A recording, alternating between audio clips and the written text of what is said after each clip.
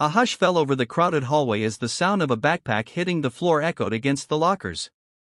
Nia Carter stood still, her deep brown eyes wide with shock as one of the school bullies, Jared, clenched the collar of her hoodie in his fist. He yanked her slightly forward, his smug grin spreading across his face, surrounded by a group of snickering teens. What no one expected, what truly shocked everyone, was what Nia did next. Nia had only transferred to Westbrook High 2 months earlier. Her mother, a nurse, had gotten a new job across town and moved them into a quieter, predominantly white neighborhood.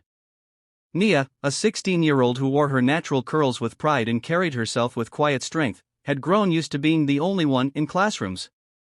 But nothing prepared her for the cruel intensity of the bullying that began from the first week. Jared and his crew had zeroed in on her like they were hunting sport. Snide remarks about her hair. Imitating her accent, though she had none. Whispered racial jokes when teachers weren't around. At first, she kept her head down, refusing to stoop to their level. She focused on her studies, basketball practice, and journaling late at night. Her mother had always told her, "Baby, you don't let others define your worth. You rise above. But when it's time to stand tall, you do so with grace, not hate." But grace, Nia had learned, didn't always come easy when your humanity was constantly under attack. The tension in the hallway had been building all week. It started on Monday when Nia scored the winning basket during gym class, beating Jared's team. The look in his eyes that day hadn't been one of disappointment, it was humiliation. On Wednesday, she corrected his misquote in history class. And by Friday, the bullies weren't just laughing behind her back anymore, they were looking to provoke her in public.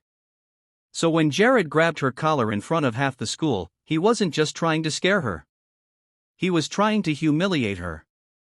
Again. But this time, Nia didn't shrink. Instead, she calmly lifted her hand and gently pried his fingers off her collar, one by one, with surprising control. Jared looked confused. Then she took a deep breath and said, loud enough for everyone to hear, "You think you're powerful because you can grab someone smaller and try to scare them. But that's not strength. That's fear. And I'm done letting you control my day." The hallway went silent. Then, slowly, Nia stepped back, kept her head high, and walked away. No yelling. No cursing.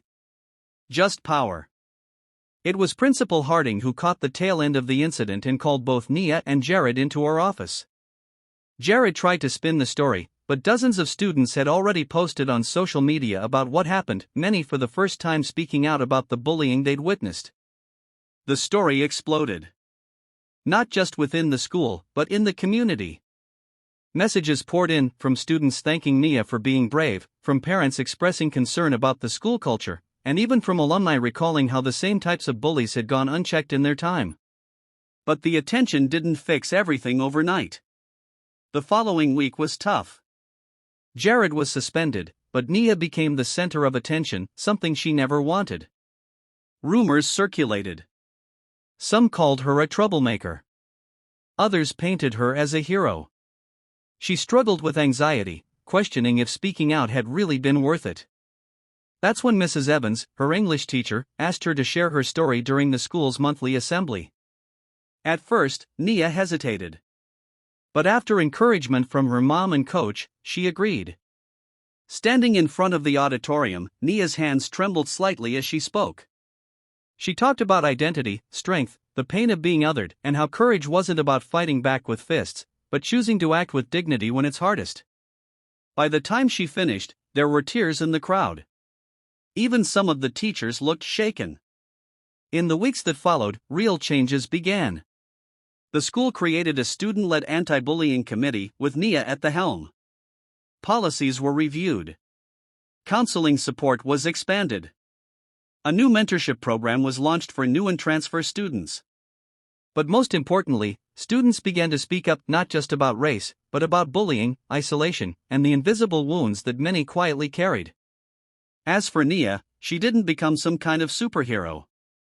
She still had bad days. Still wrestled with the trauma.